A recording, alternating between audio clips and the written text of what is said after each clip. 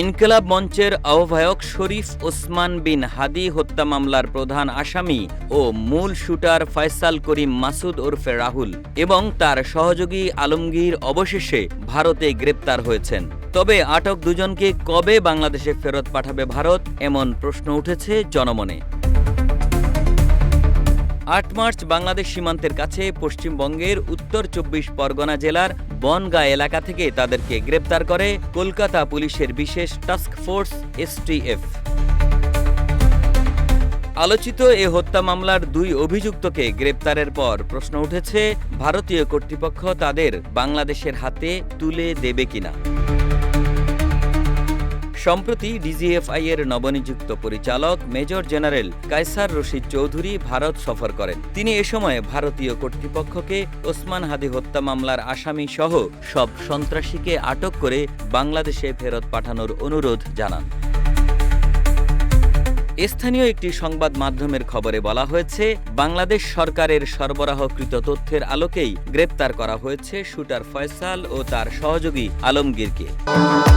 ভবিষ্যৎ হোক নিরাপদ, বিনিয়োগ হোক বিশ্বস্ত, আর আমার পছন্দ সল্ট বে। ওয়েলকাম টু সল্ট বে। আটকের পর তাদের ফেরত পাঠাতে ভারতের সঙ্গে যোগাযোগ করা হয়েছে বাংলাদেশের পক্ষ থেকে। যথাযথ আইনি প্রক্রিয়া অনুসরণ করে ২ আসামিকে বাংলাদেশের হাতে তুলে দিতে পারে ভারত সরকার।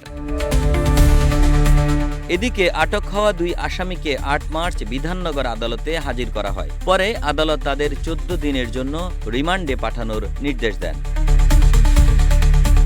STF সূত্র নিশ্চিত করেছে, গ্রেফতারকৃত ফয়সাল করিম মাসুদ এবং আলমগীর হোসেন দুজনেই হাদিকে হত্যার বিষয়টি স্বীকার করেছেন। তারা উভয়ই মেঘালয় সীমান্ত দিয়ে ভারতে প্রবেশ করে এবং গত কয়েক মাস ধরে বিভিন্ন এলাকায় অবস্থান করছিলেন। সবশেষে তাদের অবস্থান ছিল বনগাঁয়। পুলিশের চোখ ফাঁকি দিতে তারা বিভিন্ন সময় তাদের অবস্থান পরিবর্তন করতেন। বাংলাদেশ থেকে প্রাপ্ত তথ্যের ভিত্তিতে পশ্চিমবঙ্গ পুলিশ তাদের আটক করে। ভারতে আটক ফয়সাল ও আলমগীরকে আইনি প্রক্রিয়ার মাধ্যমে ফিরিয়ে আনার প্রস্তুতি নিচ্ছে বাংলাদেশ।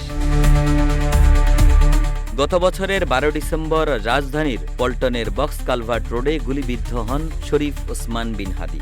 ১৮ ডিসেম্বর সিঙ্গাপুর জেনারেল হাসপাতালে চিকিৎসাধীন অবস্থায় তিনি মারা যান।